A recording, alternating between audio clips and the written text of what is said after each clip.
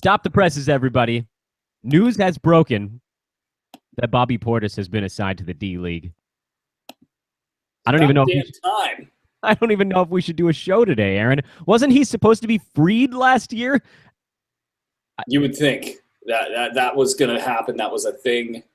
It teaches you don't watch too much Summer League, kids. Yeah, well, free Alex Len could still happen, right? That'll make us all happy. Hey, Alex Len, we'll talk, I'm sure, about some Alex Len. Yeah, we got a lot of things to talk about, actually. We got some silly things. We got some basketball things. We've got some fun things. The first thing I wanted to mention is that you're listening to Fantasy NBA Today. This is a podcast, and it's Friday, which means it's also a live video stream. So if you're listening to the recorded one, you can check us out on YouTube.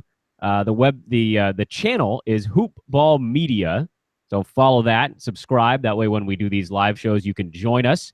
If you have questions, you can post them in the forum here during the live show, and we will generally get to the bigger picture questions during the podcast. Second order of business. I'm Dan Besbris, and he's Aaron Bruski. Many of you know that already, but it's always safe to assume that there's one new person watching or listening every time. So, Aaron, what's going on, man? We both have pretty busy Fridays. When it rains, it pours. It is. There's a lot going on. You can see we're in the old studio of Hoop Ball. It's a little dreary in here. Not a lot going on because there's nothing in here. What we're doing is we're tearing stuff down, tearing down the walls. Can you give us a 3D tour of the old studio?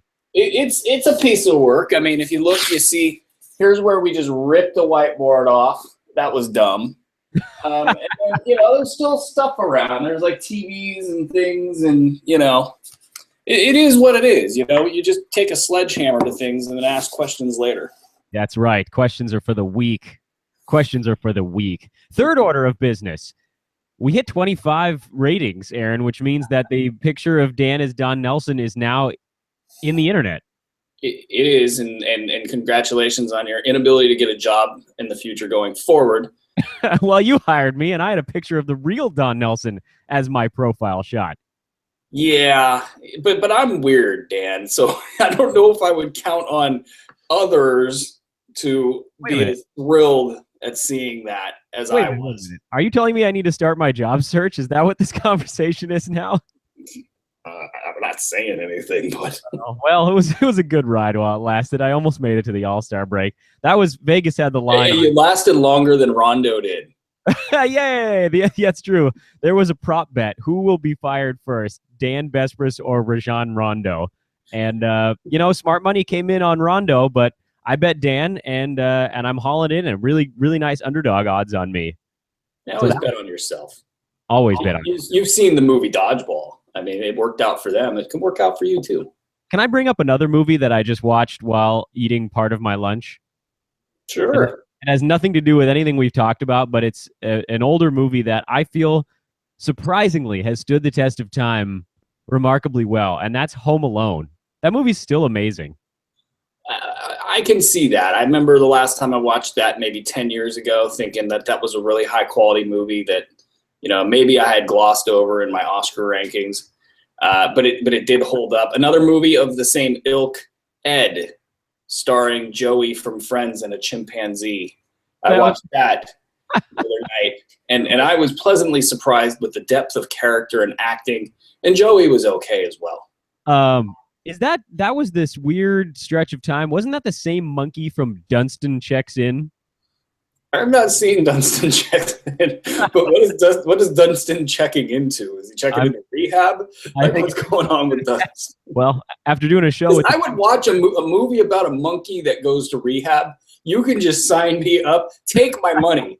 Like I want to see the monkey doing drugs. I want to see the monkey go through the 12 steps. I mean, Hollywood, get at me. I will play a part in this movie. You want me to be the monkey? I'll be the monkey. Let's do this. Yeah, the monkey apology tour is going to be a pretty sweet sequence of that movie. You could make an amazing video montage of the monkey like apologizing to the squirrel for taking a banana or whatever is that happened. You heard it here first, everybody. Somebody flowered.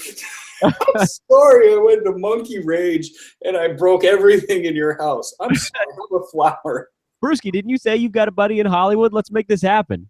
You know what? I need to email back is what I need to do. And also, yeah, you know what?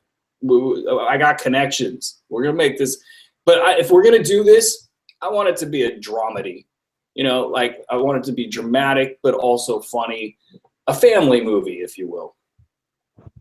All the movies we do here are family movies. Don't kid yourself. Yeah, right. So let's another order of business is that it's Fun Shirt Friday for me. So that's why I've gone incognito to this point. I'd say it's time for the January 6th t-shirt reveal, wouldn't you? I'm switching to the page. I was off the page. I got to get back to the page. Let's see this thing. All right, here we go. Fun Shirt Friday coming at you. Oh, I got a wire in front of it. But I'm supposed to know that. But what is that?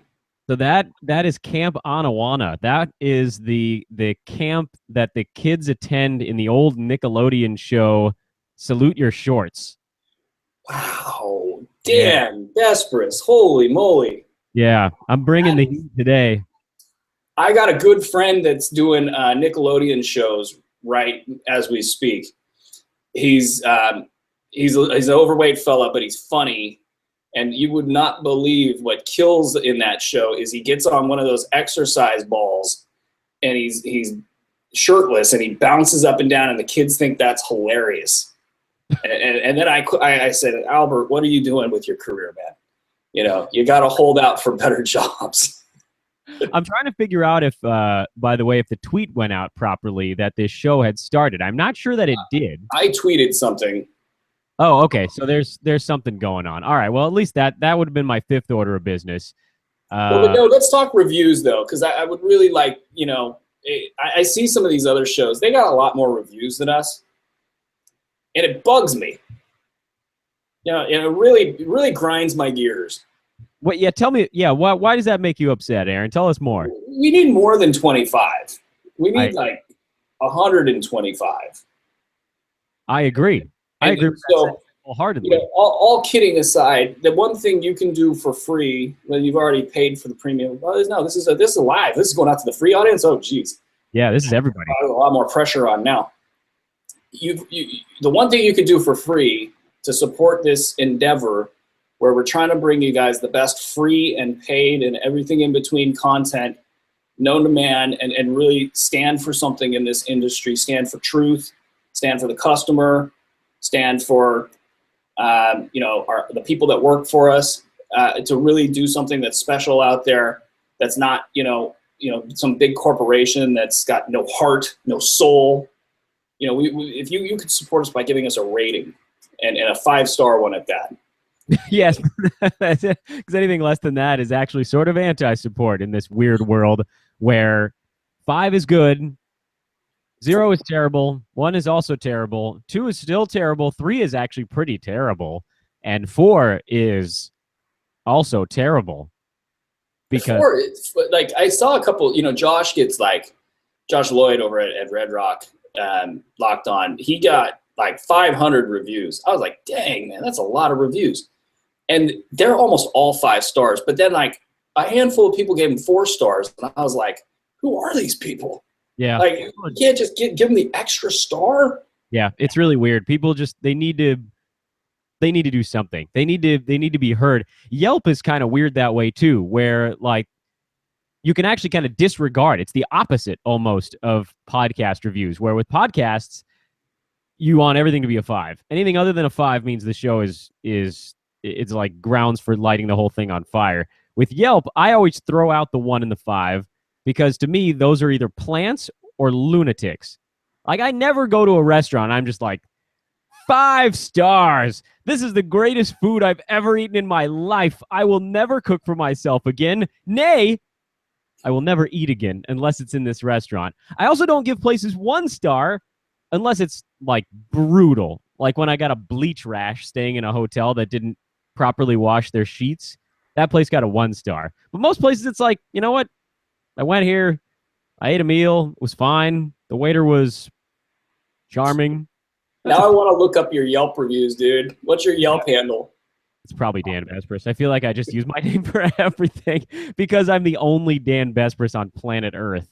I got that. I got the Gmail, I got the Yelp handle, I got the Twitter handle. It's very easy when you have a totally unique and stupid last name.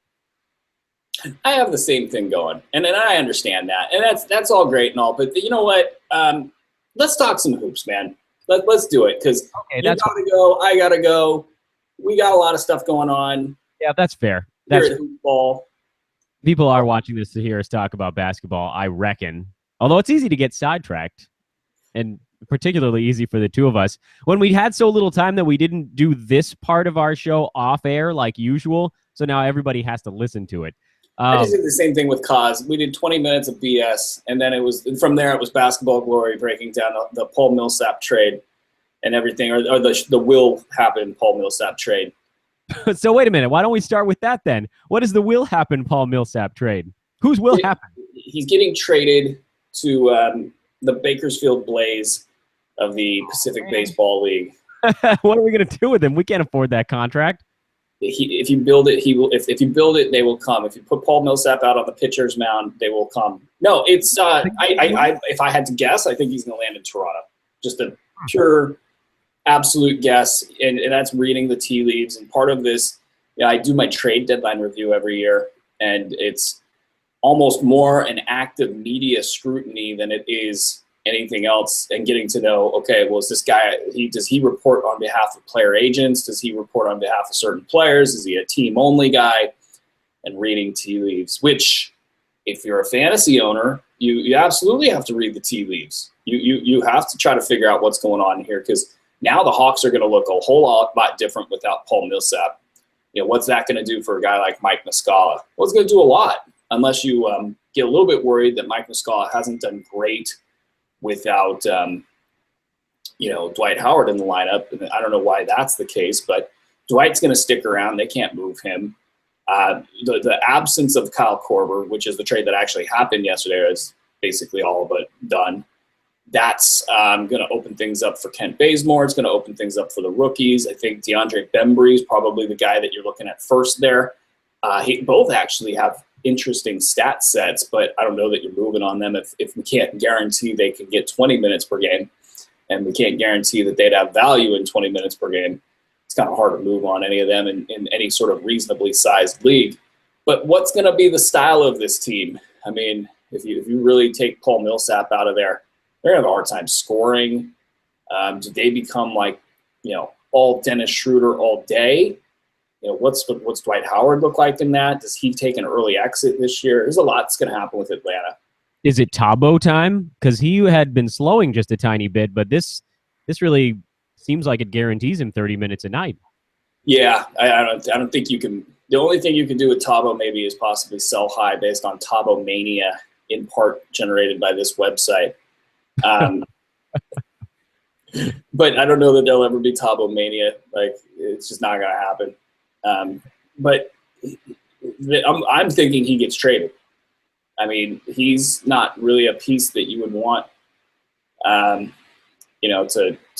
keep around if you could get something for him if you're Atlanta. And here's the other thing now, as we start to read tea leaves, maybe you do get a little bit more aggressive on one of the rookies. And because if you get rid of Tabo, now they almost have to play. One of them has to play. The only problem here in Atlanta from a fantasy perspective is Tim Hardaway Jr. is definitely going to get minutes.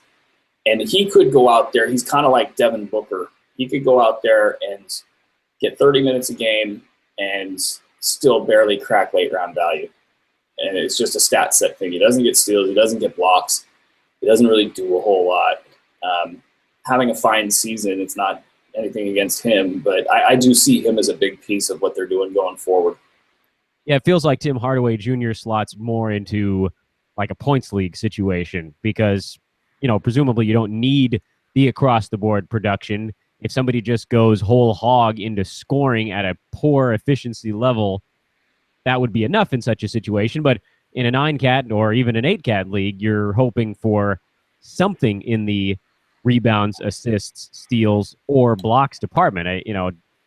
Field goal percentage being left out. Those other, what did I say? The other 4. So, you're getting maybe 4 out of the 9 stats from that guy, and that's fine if you're in 14 or 16 team leagues where guys that do more than 4 things aren't really available at this point in the year. But for most standard leagues, you're looking for somebody who can give you 5, 6, or 7 categories of reasonable value. Yeah, and then the question is, what's going to happen with Paul Millsap? I mean, he has been like, it's really hard to watch people write about him like he's had a great year fantasy-wise. He's a top 40 guy because of the efficiency issues. He had an outlier season last year with blocks at 1.7, and nothing suggested he could keep that up. So now, if he goes somewhere else where he doesn't have to work so hard to get shots, does he get more value by doing less stuff? And that is a good, I guess, academic fantasy debate. So a lot would back to the Hawks, where he lands. Like, so say he lands in Toronto. Like, how much panic would there be there? Like, his value is going to go down in the public eye because they'll say, oh, there's Kyle Lowry, DeMar DeRozan, he's never going to get the ball. And then I ask, well, I wouldn't see him playing any less than 30 minutes. He's basically going to be right where he's been in the past couple of years. That would be the kind of an ultimate buy low situation, is everybody panics because they think he's doing well now, and they think that that's going to somehow stop. But the reality is he's not doing well now, and it's 2 ships passing in the night. And so if that happens, I think what you want to do is be ready to go after Paul Millsap and trying to get him for some sort of a top 30, like a third round asset, top 36 asset, try to make that happen. Let me ask you another sort of broad stroke question as the trade deadline starts to at least pull into focus a little bit. And the Kyle Korver trade is the one that has kind of ignited this conversation.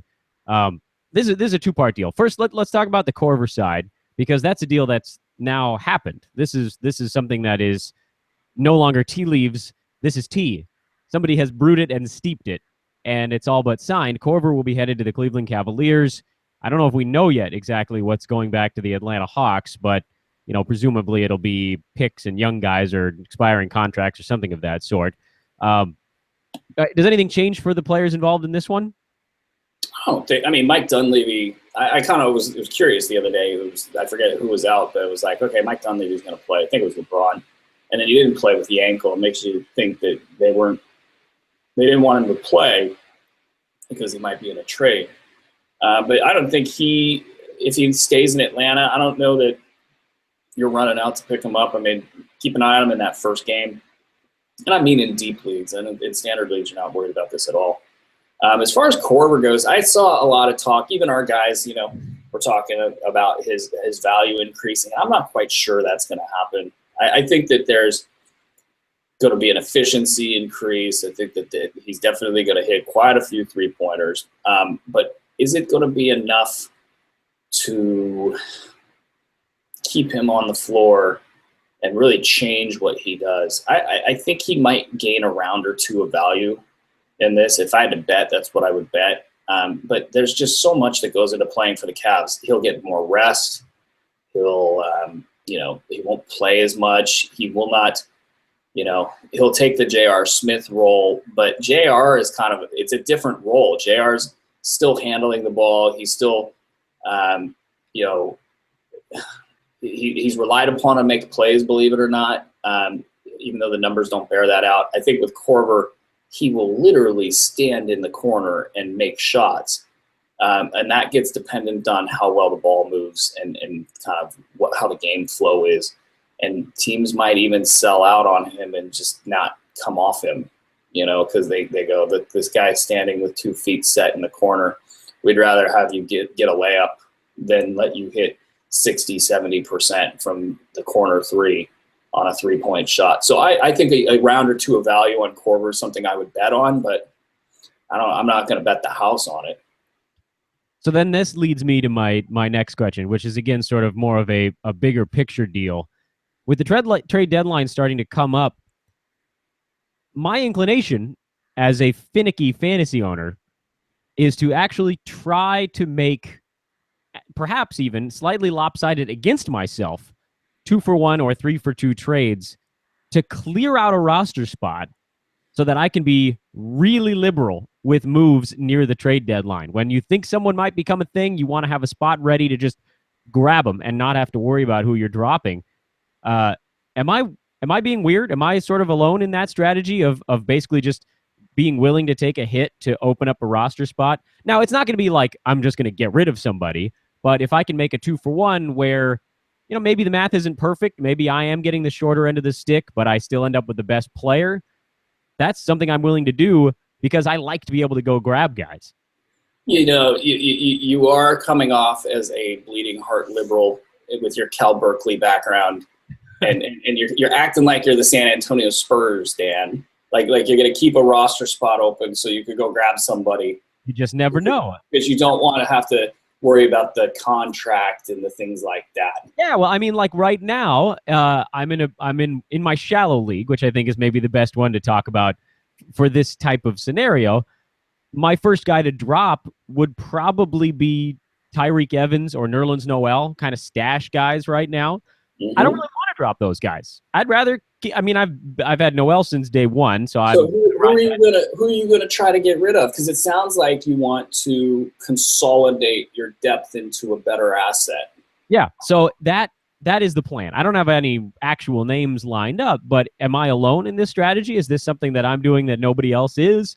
Or no, I think we talked about that in the Megapod the other day. Plug, and how to make these trades happen, because you're constantly compiling value. So if you can get in there and consolidate, so you don't have to drop. I think what it is you don't want to drop Nerlens Noel. No, I don't. You don't want to drop that other guy that I can't remember.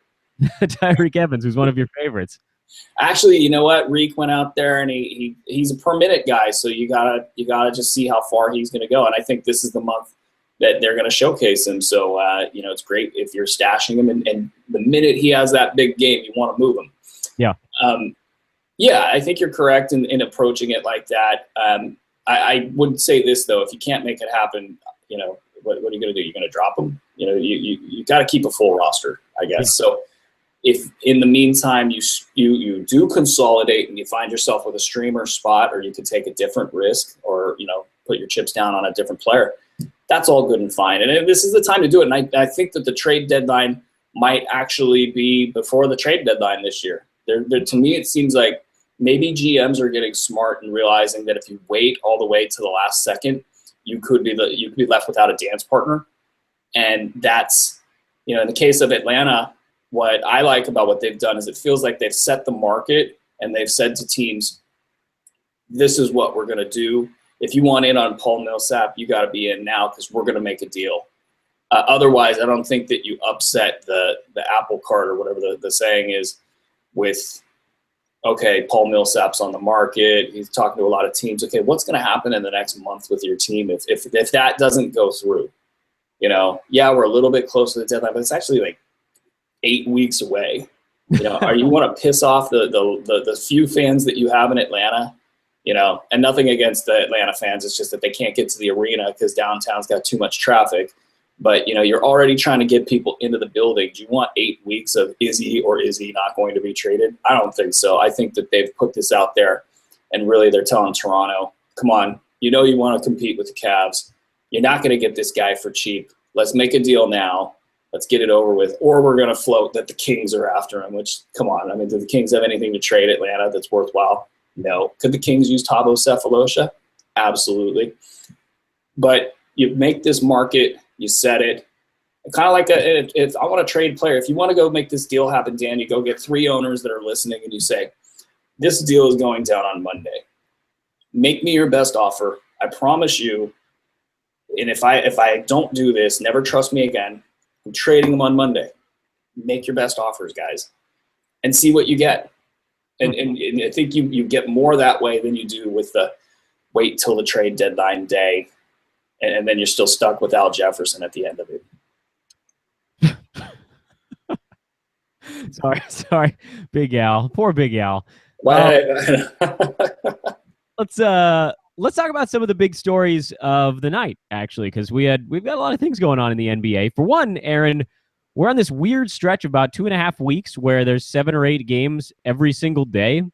Was this something? Did you hear about this before the season started? Is this just a scheduling quirk, or is this like they're trying something? Because this is a long haul where there are a very steady stream of games. You don't have a day where 10 games are going on until the 20th of January.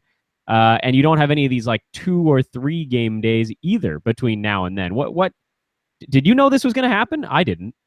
No, but as I'm adjusting my appointment to get my hair cut, because if you haven't noticed, it looks like I was like, pulled out of a homeless camp and then brought in front of you guys.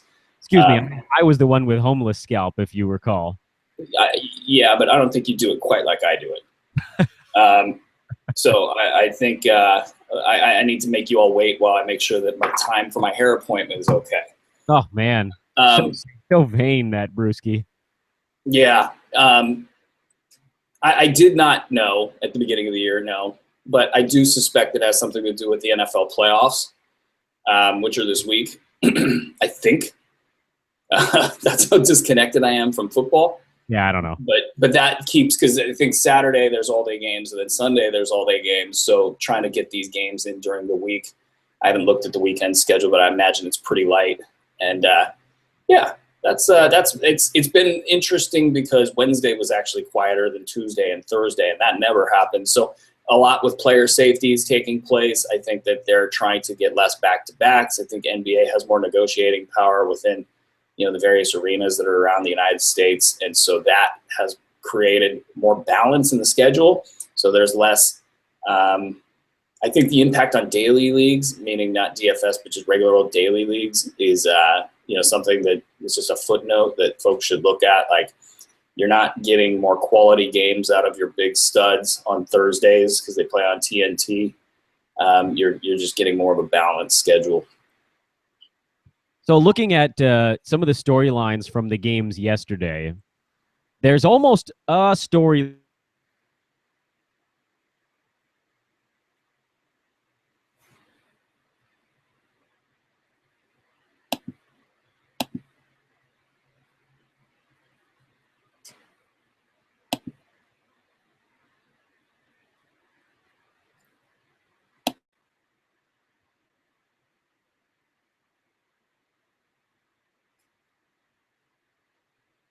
With 4 3-pointers.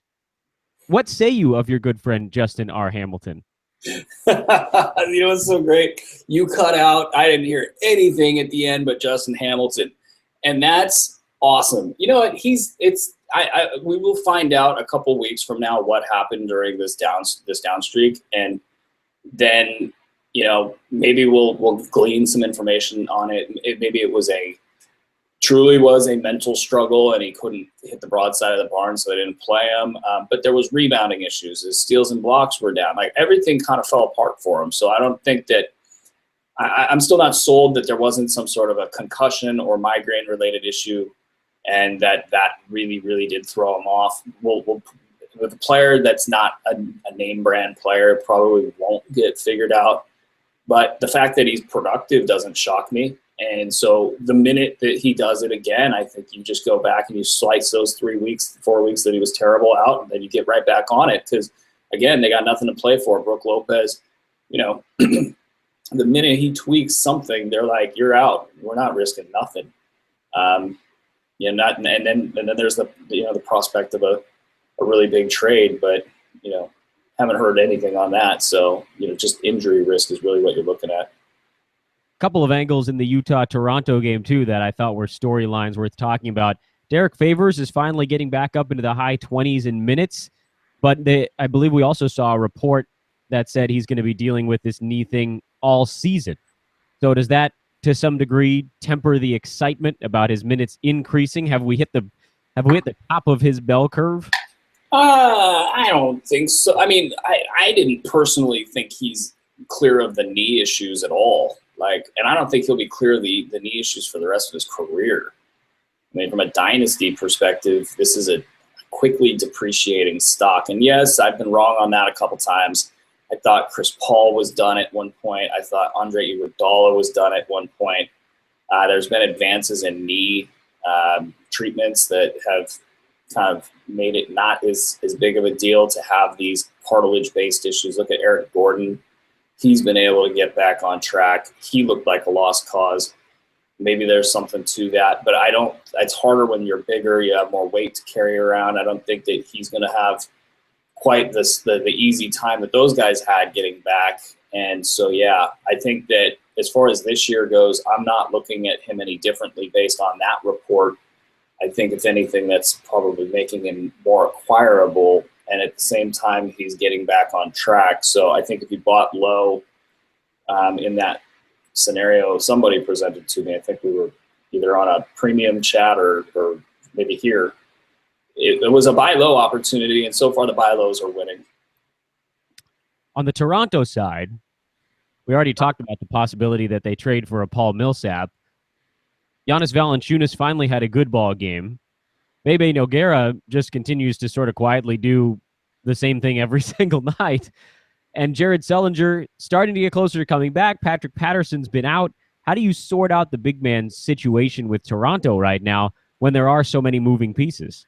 Yeah, I don't think anything can knock Bebe off of his top 80, top 75 value, except for a trade, except for if Jared Sullinger comes back and he's extremely healthy and he plays very well, and Patrick Patterson gets back and he plays very well. I still think that Bebe, he's like a 80 to 90% lock at those backup minutes behind Valanciunas. I mean, Pirtle, they might bring him in and in spot minutes or to kind of poke at Bebe, so to speak, if he starts to get out of his lane for whatever reason, or maybe they don't like a certain matchup. But, you know, Bebe is going to be sitting there probably at a minimum of 17 minutes per game going forward. He's already getting you top 75 in the 20 minutes per game. You're not getting off Bebe. Even if Paul Millsap comes in, it's like, well, you know, you probably aren't going to have Jared Sullinger as your backup center if defense is the reason that, you know, it was Casey actually said this. He said, you know, Jonas, if you want to play the whole game, get down there and dominate, because if not, the entire league has gone small and you need to be, you know, crushing skulls down there, otherwise you're a liability. And that's what we've seen is Bebe's able to get out there and defend on the perimeter and do a little bit more with the mobility, and he's the guy that they're going to turn to when they need defense. And so I don't think that Jared Sullinger changes the equation there. So I think Bebe's a safe asset, even in these worst case scenarios. I think that, you know, the fact that he's not declared a must-own player is fantasy malpractice, and anybody that's giving you top 75 value with that much room to grow. I mean, if he's sitting there putting up top 40 numbers in a couple weeks because something happens to Valanciunas, or he simply earns more minutes, like, I don't want anybody to come crying to us. Well, yeah, might as well stay ahead of the curve. Another injury question coming from the next ball game on last night's docket, Charlotte and Detroit. And Charlotte now is looking a little beat up. Cody Zeller is in the concussion protocol, which, of course, is a big question mark. You never know if that's going to be a day, a week, a month, or half a season. And Nick Batum hyperextended his knee last night. So all of a sudden, there are somewhere in the neighborhood of about 55 minutes up for grabs in Charlotte. The early returns on this, and Batum did play about 2/3 of the game yesterday before his injury. With Zeller out, Roy Hibbert is now the starting center. Slow Roy had 8, 6, and 3 blocks last night. Spencer Hawes came off the bench and played 28 minutes, had 18, 4, and 3, a block, and 3 3-pointers. And then when Batum went down, it seemed like it was actually Marvin Williams, of all people, to kind of step up and take a little bit of a bigger role, particularly in the rebounding department, where he finally got up to 7. And you and I had talked about his slowing rebounding numbers sort of being tied to guys like Michael Kidd-Gilchrist and Cody Zeller and Nick Batum, all of these kind of wing and center guys that also rebound. So the question is a little bit open-ended on this one, but where do you feel the value lies? Because it seems like Batum, he's a slow healer. We know that. So there's a couple of weeks on this one for sure. And then with Zeller, I mean, he could come back tomorrow or it could be forever. We don't know. Yeah, I think Zeller is going to come back possibly in the next one. Do they play tonight? I'm not sure. But at least there was some question about if he was going to play yesterday, and that's generally a sign that he's getting close. So I don't think it's a longer-term absence for Zeller. So, you know, the 8 and 6 and 3 blocks that Hibbert got, which is basically what you're hoping for out of him. I don't know that the dynamic changes there too much. I think his minutes dropped down to like 16. once Zeller gets back. So that's that. Spencer Hawes went off. It was a weird game in that respect. 18 points and a whole lot more. When a Spencer Hawes game happens, you kind of just have to like almost disregard the entire game because he's not good. Jeremy Lamb's the guy. Like 13 minutes, 2 points, 1 rebound, 1 steal, 1 of 7 shooting. I mean, what's not to like? Now, the thing with Lamb, he was a minus 26, and I haven't watched that game, but it tells me is they got just scorched when he was on the floor, and then Clifford was like, "Hey, you know what? We're not doing the Jeremy Lamb thing tonight." And that's always been the issue with him. It's not the production. It's not the stat set. I mean, you look at his season-long numbers. He's about top 200, top 225 in 16, 17 minutes per game. And you got Bellinelli, who came back. That sometimes can throw the timing of a unit off, is when a shooter, sprinter type kind of gets, thrown back into the mix. But Batum, I'm just looking at it for what they're calling it, is a 1 to 2 week absence. It is what it is. This entire team is injury risks all the way from top to bottom. And this is why you hold a stock like Jeremy Lamb, because he's now going to get a 1 to 2 week ramp to really show what he's all about. And you're just waiting for that one thing to pop. It could be a Batum injury. It could be Marvin Williams injury. I mean, I don't think a Kemba Walker injuries we're talking about, but that would be the type of thing that loosens up enough minutes to where he's over 25. If he's over 25 minutes, it's guaranteed he's worth top 125, top 100 value. And if he ever, heaven behold, gets 30 minutes per game, he's a mid-round guy. And you can't say that for a lot of guys that, the what if Nemanja Bjelica gets 30 minutes? What if Trey Lyles gets 30 minutes? Now, they're not going to be worth anything. But with Jeremy Lamb, he'll be worth something. So this fluky game, I'm not worried about. His asset, he is what he is. If you can afford to stash him, great. If you're looking for somebody to produce for the next 2 weeks, he's probably going to give you late round numbers. You were already kind of high on Marvin Williams. Does this change your perspective on him? It bumps him up a little bit more? Absolutely. It bumps him up a good 2 rounds no matter what. But he's still a hold no matter what with Batum there or not. It's just, for whatever reason, I think Marvin burnt so many people for so many years and really looked terrible in the process that it took a while. And it's still taking a while for people to go, oh, yeah, he's all right. And yeah, he's fine. I think he'll be a top 75 guy for the next 2 weeks. Yeah, he's you and I actually kind of argued a little bit about him because I was soured on him to start this year when the defensive stats were way down from last year, but not all that far off the career averages. So there was this moment, at least from my side, where it was, well, who is the real Marvin then? Does he block a shot a game? Does he get a steal per game? Or is he the guy we saw from a few years ago who sometimes gets a steal but really doesn't block shots? And then all of a sudden in Charlotte, it was like, oh, P.S. I can leap. And I got to give you credit because within a week after we had that argument, he started doing things on the defensive side, and he's been right around the number 90 ranked guy for about a month. I think we had that conversation about a month ago. So if that's 2 rounds, that puts him in the 70s, which is precisely what you said, top 75 guy. So you know what? Kudos, because you called the number almost right on the nose. Yes, indeed, a tip of the cap to everyone. So I'm on the Marvin train now. He's convinced me. He's done some stuff on the defensive side, and with Batum out, the rebounding should be, I think, a little bit better for him as well. And then, of course, someone's going to have to score. So even if it's another 2 or 3 points for him, that's an extra 3-pointer a game, or a couple of free throws where he's very effective. So I'm on the Marvin train now. Plus, what does he average? About like 0.8 turnovers per night. So he's a 9 category monster in that respect. Absolutely. 0 last night, and that's what you can expect going forward. That's magical. And for me, a team, I'm strongly considering adding him in my shallow league right now because I'm basically locked with 2 other teams for the top turnover spot. So that's a spot where actually someone like Marvin Williams becomes even more valuable. And a lesson to all the listeners, look at what everybody's doing in your league. Don't just make moves blindly. A guy like Marvin Williams is very valuable for my team right now because a couple of games of production without turnovers could get me 2 extra points in that league without much else. So, try to find the easiest points you can. as you work your way towards this midpoint of the NBA season. Moving along through the storylines, Oklahoma City and Houston was actually one of the few games where I didn't feel like there was a big storyline. Oh, yes, I did skip over Boban. You want to talk about Boban?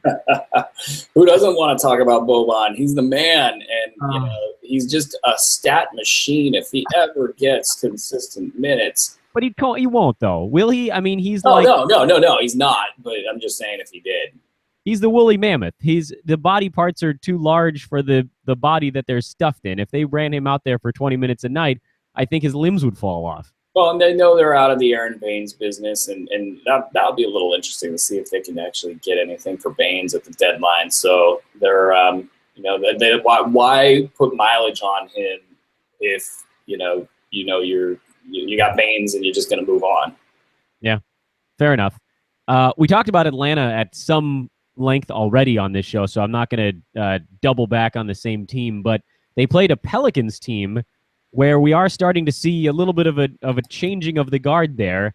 They lost, by the way. Atlanta's actually been playing better again lately. The Pelicans had been playing better. They've now lost 2 in a row themselves, and they have another tough game coming up before the schedule lightens a tad. Terrence Jones started the second half. I must admit, I've been pretty well locked in on how Terrence Jones is going to do on a given night. I didn't see this one coming, but I also didn't see Anthony Davis in foul trouble. To me, this feels more fluky, and I'm seeing a lot of Terrence Jones questions right now. I'm not any more excited about him today than I was yesterday. That's the best way to play this. I mean, I'm not... I think I saw you say that you were real in tune with Terrence Jones on a game-to-game basis, and I'm not. I'm not watching the Pelicans that much. I'm not, I'm not breaking down what's really going on with his game because, there's other storylines to pursue, and it's with Terrence. He's got to show me the numbers. He's got to do this more often, like 12 and 11, like you said, and 3 blocks and a steal. That's got to be like a once every 2 games, 2 every 5. He's not doing that 2 every 5. And yeah, you could talk about injuries to Dante Cunningham that he returned, so there's nothing big there. You could talk about this or that, the other. I mean, Modi Yunus is coming, and he's going to get minutes, and that's going to kind of take away some of the upside with Jones is that he's a healthy body at this point, and they run out of options pretty quickly there. But he's just not doing it over the season. No, he's a top 200 guy. And at some point, the numbers are the numbers. So he has to make this. He got to do this the next game, and probably one more game after that before I'm going to tell you guys he's anything but a 10 to 20% flyer. Let's talk about Denver. Well, you can't go one show without talking about Denver, but I am for the first time in a while going to talk about a negative with Denver, and that is they're not guarding anybody. No, how many games in a row are putting up about 120 on this team? Now, admittedly, the Spurs are a good ball club. So you could try to write it off as that. But this is happening against everybody. And for the Nuggets, in their last 4 games, all losses, by the way, they've given up 124, 127, 120, so the defense locked in for a night, and then 127 again. Again, all losses. What you got to fix that. You can't give up 125 and win. Yeah, it's it's Earth to Denver. You have to trade people, and you got to do it like last month because what these guys, the offensive issues have bled into their defense.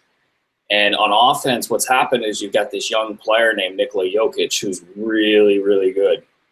And the ball needs to be in his hand. It doesn't need to be in Gallo's hands. It doesn't need to be in Wilson Chandler's hands. It doesn't need to be in anybody. It doesn't need to be in your hands, Jameer Nelson. It doesn't need to be in any of the 3 of your hands. I mean, yes, it does. But what we're saying here is that Jokic, you run the offense through him every time down the floor because good things are happening. So what happens to the other guys? They start letting up on defense.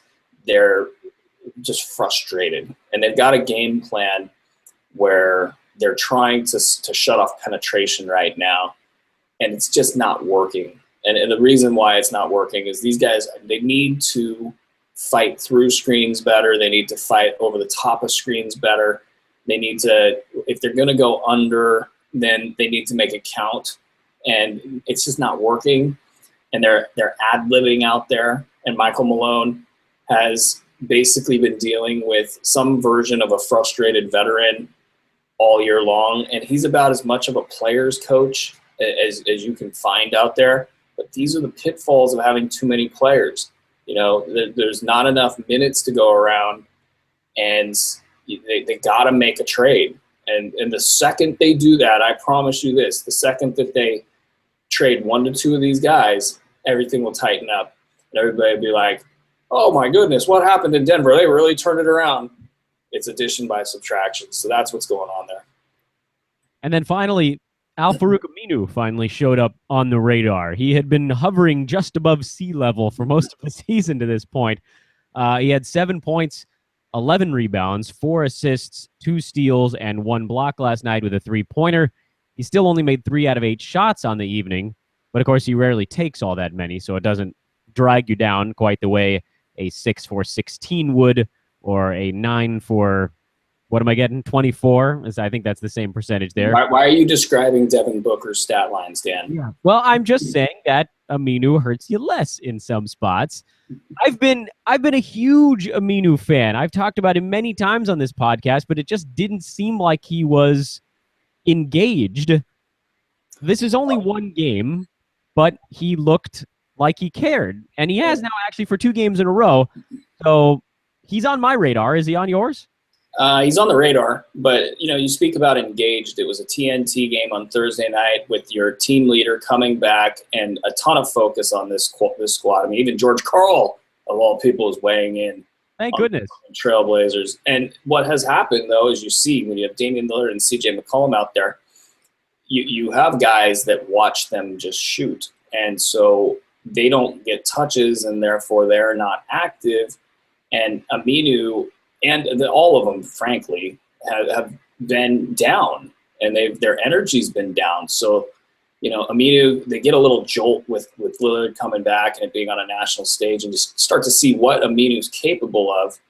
The problem is there's nothing changed about this rotation or this team. They might get some good buzz off of Lillard's return. They might even play well going forward, but he's still not going to touch the ball. Mo Harkless is still not going to touch the ball. They need to really look at the center position and look at Mason Plumlee and ask themselves if Mason Plumlee is going to be defensive enough back there to handle 2 guards that allow penetration and defensively can't play with one another. Offensively, they're fine as far as the talent level goes, but these other guys, they got to pick it up. It's not even almost as much on the guard combo as it is. If you're Al-Farouq Aminu, know your role. Get a lot of steals and blocks, take the occasional shot, but that's not how it works in the NBA. Players do play harder when they get touches, and that's something for the 2 guards to think about. They got to think about spreading the ball around and running a different style of offense that, gets a little bit more ball movement, but I don't want to go too far into that. Aminu, I'm not adding him. I'm going to wait. I want to see him do it again. And part of this is that the upside equation isn't great because of the depth that they have. Yeah, he's on my watch list. I've got anybody that listens to the show regularly knows that I have my sort of 3 tiers of watch listing. There's I've got one eye on you, which is like Brandon Ingram for me, who's starting to play some minutes but not doing a whole lot with them yet. But I got an eye on you. Then I got my Al-Farouq Aminu types, which is physically on the watch list. I've clicked the little star on Yahoo so that he's on that page and I can see what he's done on a given night, although I look at all the box scores anyway, so I don't even really know why. I think I have the watch list because it's like, man, who are the guys that I was really focused on? Oh, yeah, those idiots. They generally let you down 1 out of every 2 ball games. Then I've got the 3rd tier, which is the one more time guys, and those are the games that I'm watching. I've got those queued in on League Pass Mosaic, and if I see my guy doing well, the guy I'm watching, I'll grab him at halftime. I don't even need to see the end of that ball game. So then the 4th tier, of course, is you're finally on my team. And Aminu is on 2 for me. I've got both eyes on him. He's clicked on the watch list, but he's not even at 1 more time yet. He's at like 2 or 3 more times. Then I'll watch a Blazers game. I haven't watched many Blazers games this year, come to think of it. Yeah, but there's not that much going on with him from a fantasy perspective. Yeah, it's weird how we fantasy folks just totally tune out the teams where That's why I can tell you about everything that's happened with the Philadelphia 76ers. We probably couldn't say one thing about the Wizards.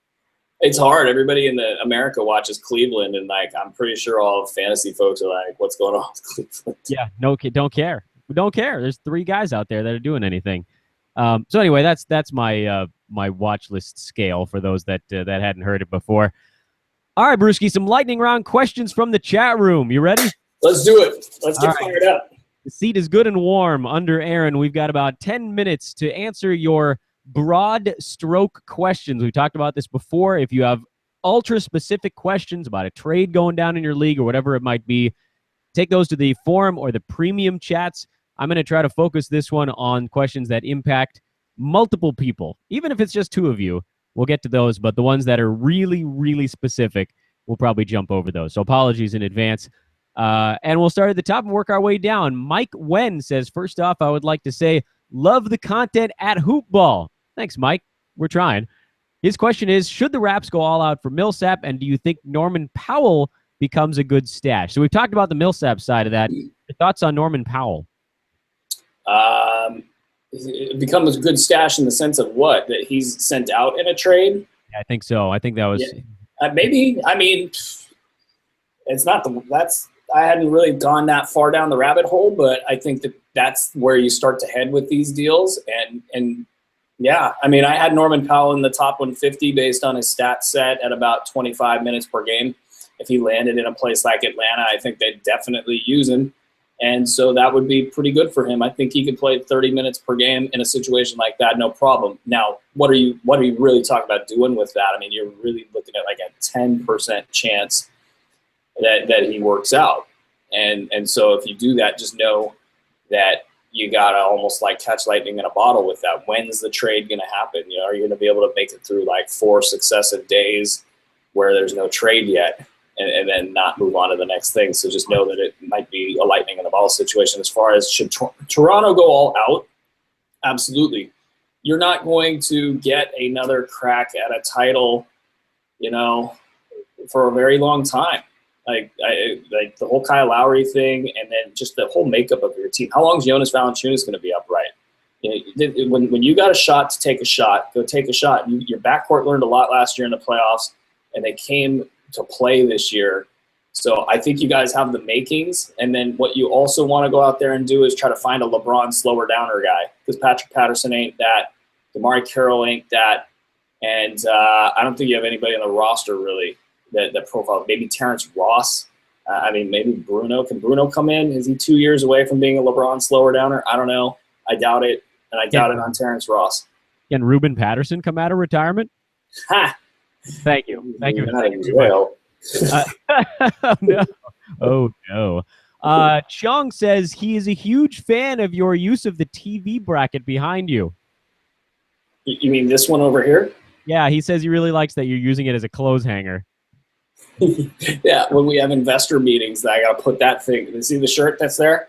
I put that on for investor meetings, and I put that on as if I'm actually a professional human being, which we all know I'm not. You see, you can fool a few people. He asked a question about Marvin Williams. We've actually already answered that. Not about the shirt. No, I can't get a good look at it. I feel like the YouTube deal isn't changing who's in. Here, let me move a shoulder down. It's a high quality shirt. You know, it's probably some form of fabric.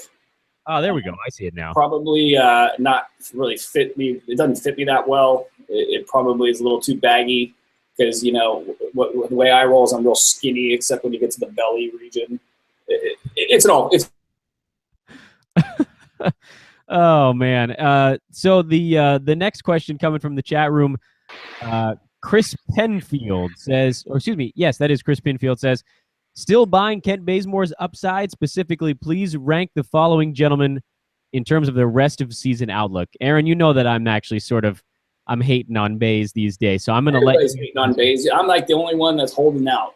I can't. I was off the Baze train after like 2 weeks, so at least I'm not late to abandoning him. Hopefully, you got to be on one side or the other, right? You got to stick with him. Don't wishy-washy this thing. You cut and you go.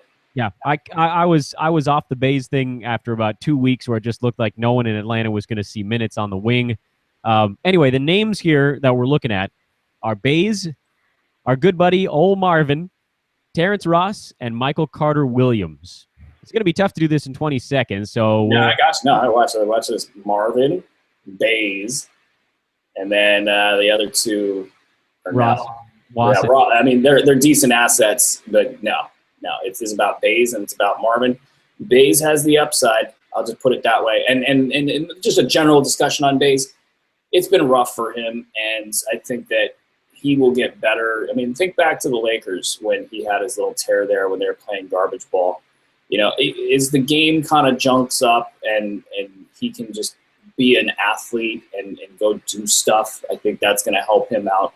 And just being also more green-lighted from a scoring perspective. I mean, it's when you're not great at scoring and you have to pick and choose your spots, it's real easy to go through slumps, but the athleticism is there. I'm still on board.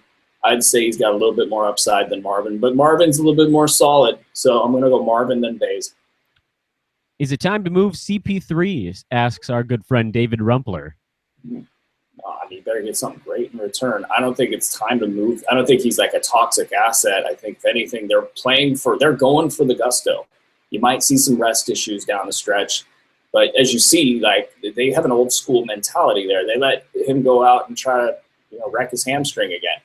There's really no need to do that, but they decided to do it anyway because Chris Paul felt like trying to go out there and show he could play, and that isn't working, and he's going to be back tonight. He probably ain't ready to come back tonight. It's the Kings of all teams. I mean, maybe they just need wins. I'm sure that they're just so old school there. It's going to be Chris Paul all the way. They might rest him at the end. I'm not trading him for anything other than a top 8 pick. Yeah, and tough to trade a guy like that when he's hurt, because then you're giving up the value. You might as well let him get back and play a game or two before you try to move him, because right now you're sort of, I mean, it's tough to say you're selling low with Chris Paul, but you're certainly selling lower than you would be if he was actively playing. So if you want to move him, you can move him, but don't do it while he's hurt. You got to wait this out and make sure you get good enough value. Resurrected Killers in the chat room says, hey, what's up? Hey, you ever heard of this guy? I think it's pronounced Zain Danani. Does that sound familiar to you? Who's that? Who the heck? He says he likes Garrett Temple. Well, that's fine. Write him a note. Tell him you're crushing on him. AB, can you tell Dave Yeager to play him more? It's so, oh my God. It's so Sacramento. What are you doing? Okay, I won't make you deal with this. I'm giving you a headache. God, it's like the stupidest thing I've ever seen. Next question. Chong asked about Bebe. We talked about him already on the show. You had said that you didn't think that Millsap's arrival would dramatically impact Bebe, right? No, he's in his own bucket. What Bebe does is what's going to impact Bebe. If he gets a little too loose, he takes his pants off at the foul line. I mean, these are the types of things that Bebe owners should be worried about.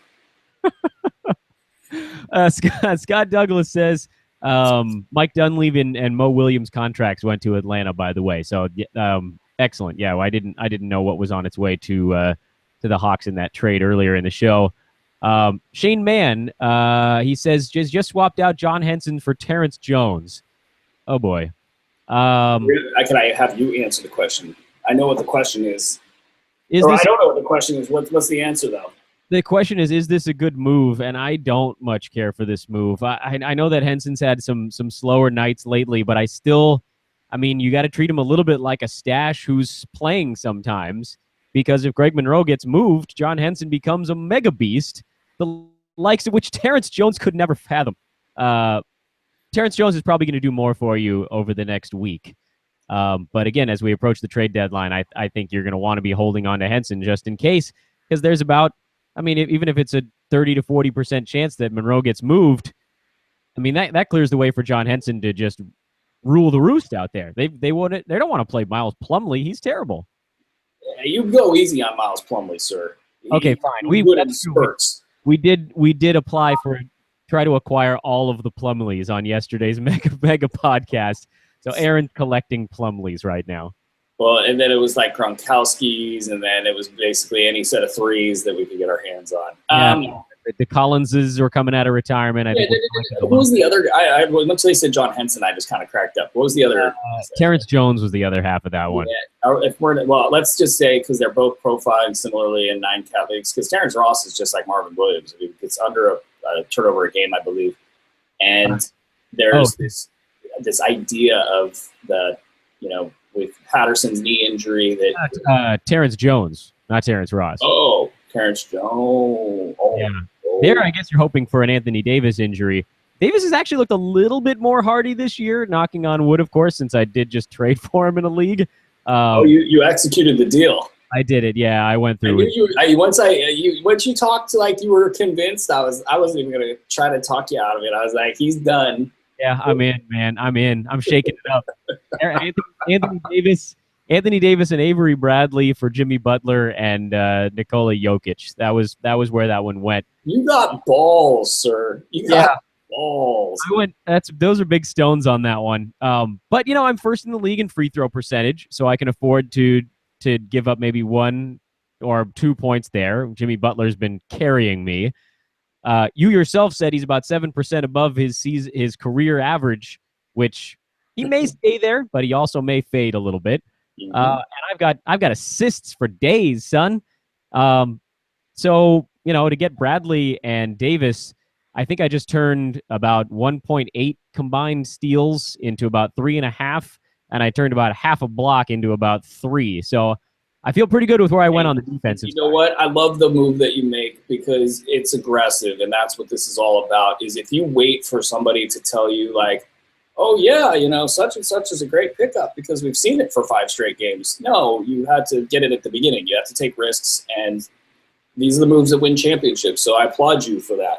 We'll see. It's either the move that wins a championship or the move that grounds the plane. Because if Anthony Davis gets hurt next week, I'd say I'm good and cooked. So yeah, I mean, are you with me on that one? Would you lean Henson over Terrence Jones? Yeah, I would go Henson over Terrence Jones, and I mean, there is an element of bad play associated with his decline. So it's not like he's just guaranteed to be great every time he's out there. But Greg Monroe trade will solidify his value because I think what they do then is they slide Miles Plumlee into that other role. And it's not going to be huge for him, but it's not going to be right now where if he wanted to, or pardon me, if Jason Kidd wanted to, he could just outright bench him and get away with it. Yeah. But that's not happening. It hasn't happened. I like John Henson over Terrence Jones. No questions asked. Shane also said he just dropped Sean Kilpatrick for Malcolm Brogdon. What do you think about that one? I'm all right with it. I mean, I think Kilpatrick will probably be the better asset down the stretch. I would take in a vacuum, I'd take Kilpatrick. But you know what? There's something about lightning in a bottle where, you kind of know what Kilpatrick is now. We just don't know what Malcolm Brogdon is. And is he somebody that they go, you know what? He's better than Delly. Let's run with it. And then does he keep it up? And at what level does he keep it up? Can he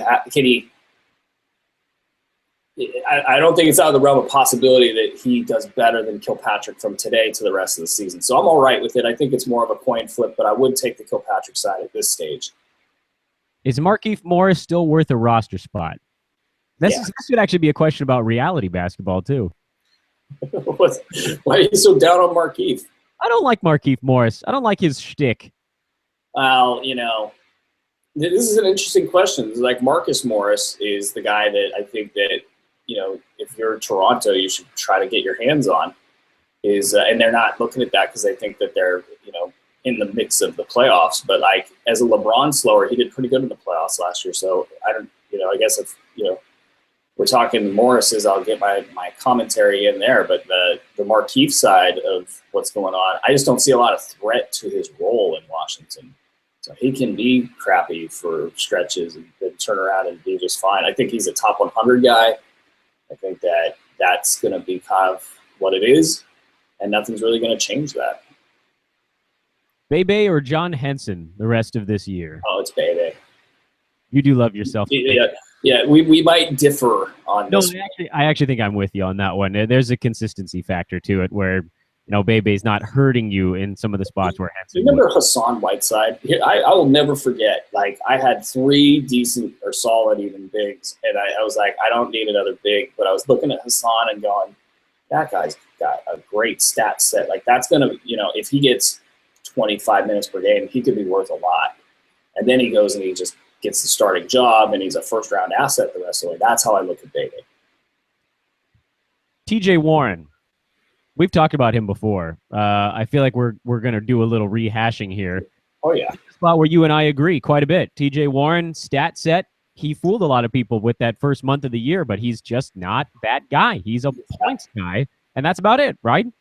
That's it. If you sold high, if you were a avid hoop ball reader, and you took everything we said and went and did it, that would be one you want on, because he was like, you're like, oh, is he an early round asset? No, he's a waiver wire asset with issues. He's going to have a hard time getting back into the standard league discussion. What about Buddy Hield, though? He's starting to look pretty good. With Buddy, I had hopes that he could kind of just catch just enough momentum early on to power him through as a late round, even just like a top 200 guy. So if you had to use him, that you could get something out of him, and it didn't work out. And I think that he's kind of more on a normal rookie trajectory, where when this team turns into last year's team and they start, okay, you're gone, you're gone, you're gone, and then they go, okay, we want Buddy to get developed. Then I think in March and April he's going to have value. I don't think it's going to happen before then, though. Frank, bring back the cowbell, says, hey, Aaron and Dan, just wanted to say thank you for all your wisdom. Because of hoopball, I've been able to get guys like Gary Harris, Josh Richardson, Malcolm Brogdon, etc. before any other GMs in the league. Thanks for being ahead of the curve on those guys. You are most welcome, Frank. We'll take the props on air where they occur. It's an opportunity for us to toot our own horn a little bit. A follow-up on the Norman Powell situation. Do you feel like there's any chance he could be successful in Toronto if guys like Terrence Ross and Patrick Patterson are moved away from Toronto? I think, yeah. I mean, if those two move, then I think absolutely. But the hard part there is something isn't clicking with Casey, and it showed its face early in the year, and I don't know what it is. I mean, he had not had a bad moment even prior to that, and it's hard though. You got Corey Joseph, you've got 2 guards that play a lot of minutes, and so they're going to have to bleed over into the 3. Maybe they want to try to make Damari Carroll work, and they want to give everything that they can to that, and they're not willing to turn on that. That's a coach's thing. I mean, you look at the Kings, and they got Matt Barnes out there. Coaches, players, veterans. There's like a hierarchy within the team, and to break that hierarchy, sometimes you need to see a lot of evidence that something's not working, and coaches want to give their veterans more rope than fantasy owners would like. And they go, well, we got to make the playoffs, and we're going to make the playoffs, so we got to prove it at that point in time. So let's give 30, 40 games to Damari Carroll as a kind of spot guy. He's playing not playing back-to-backs. He's not playing big minutes. I think that for Powell to get big minutes, they got to go small. They got to play DeMar DeRozan at the 3, if you want to call Powell the 3. However you want to do that, they got to go small, and that doesn't include Damari Carroll playing at the 4, because he can't really play at the 4. Terrence Ross then is a part of that equation, and you've got 2 power forwards there, Jared Solinger and Patrick Patterson that clog it up. So I think it's been a bit of a little problem there for Powell. I thought they'd make room for his minutes, and they didn't. But in that scenario you outline, absolutely, I think he'd be a top 100 guy. All right, last couple of questions here, and then we'll put a bow on the week of podcasts. Rest of season outlook, who's better, Kent Bazemore or Josh Richardson? Ooh, man, that Miami injury, that Justice Winslow injury was a doozy, and I haven't really even had a chance to talk about it with anybody, really. I feel like it was the one thing that almost couldn't happen to them and like have the Heat be like previously you could worry about inefficiency issues with them, but you knew guys would get back, and then they would kind of turn back to their normal levels of efficiency. But Yeah, Josh Richardson's going to roll wild, but is he going to do it efficiently? That's my biggest question. Now, will there be a big value seepage, if you will?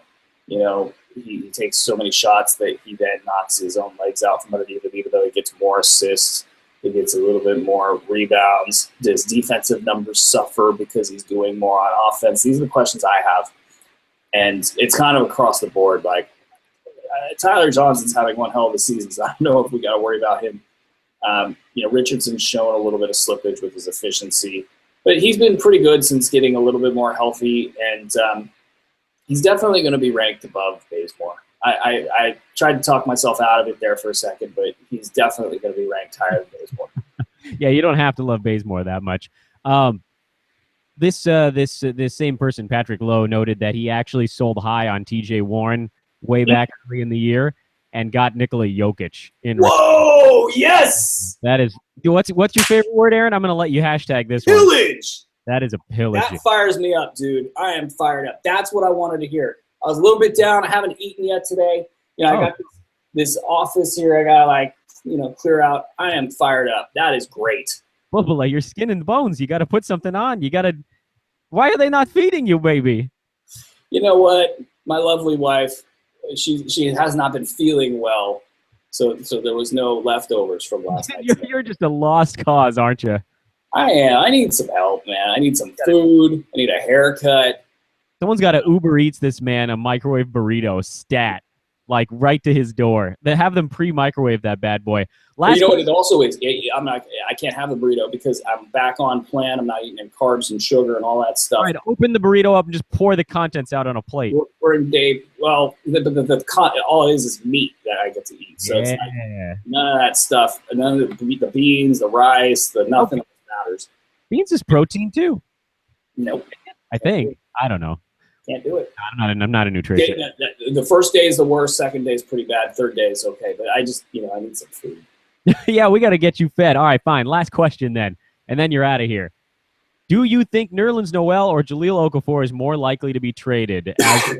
Well, we've had about 2 weeks, I think, since the last time we talked about this exact scenario, and we've seen Noel actually get more minutes than Okafor a couple of times lately. I thought maybe we'd get an interesting look at them tonight if Embiid was out with diarrhea, but it seems like he's going to play. So anyway, I prefer the term gastric distress. I love that they call it gastroenteritis. We know what that is, right? I mean, I don't like that one. I like gastric distress because it highlights the kind of suffering angle. What my favorite such an ailment. It is. There is a lot of suffering with that, by the way. I can attest to it. You know what my favorite injury reporting of all time was?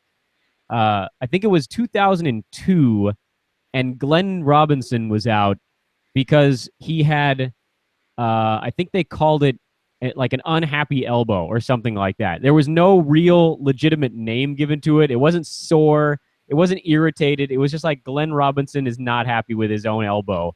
So the big dog is sitting out. And then we just started calling him the big dump after that. Before the Twitter era, you could get away with so much more. I mean, we were talking about, like, if John McEnroe, the tennis player, if he was doing what he was doing, yelling at umpires in this day and age, like, you could basically be like, yeah, I just didn't feel like playing. What's it to you? Now there's, like, fan outrage and, what about the fans? He'd have so many followers, though. Yeah, he would. But, okay, so the question, was there a question? Yeah, while I'm suffering through a coughing fit, Nerlens Noel or Jahlil Okafor are more likely to be traded. I like watching you struggle. It's for a professional voice guy, these things matter. The drinking of the water, the honey and the tea, the voice inflection, and what happens to your voice at the end of a long day. These are the things that matter to Dan Besbris, who may or may not be dying on the other end of the vine right now. The question of Nerlens versus Okafor, here's my take. I think that they want to keep Noel, but Brian Colangelo will not let it happen. I think that there's a pride thing going on here. I think that Noel got mad and did his elective surgery, and that rankled people in the organization. And I think ultimately, at the end of the day, no matter how much Joel Embiid wants him to stay, no matter how much Brett Brown would like him to stay, no matter how much better of a fit he is than Jahlil Okafor, no matter that Jahlil Okafor probably isn't going to have a great NBA career. All those things, it's going to be Noel that gets traded, and it'll be at a discount. There you go. And that's your show, ladies and gentlemen. That's your week, ladies and gentlemen. He's Aaron Bruski, hungry Aaron Bruski. In fact, I think we should get you a Twitter handle at Hungry Aaron Bruski, where you just tweet out angry things about basketball all day.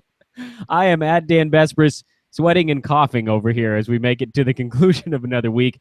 Hoopball, that's the website. Hoop-ball.com is how you get there the traditional way. At Hoopball tweets for all the injury updates. Keep those ratings coming, and Aaron will put out a discount on the premium package over at Hoopball. What's coming up? Not much. It's a weekend, but Sunday night, Aaron will be back with the premium subscribers. He'll have his waiver wire show on Sunday evening, and then we'll be back with you on Monday. I think we've got some pretty sweet guests lined up for next week, but I'm not going to announce them just yet until the actual time is confirmed. Aaron, thanks, man. It's been a good week.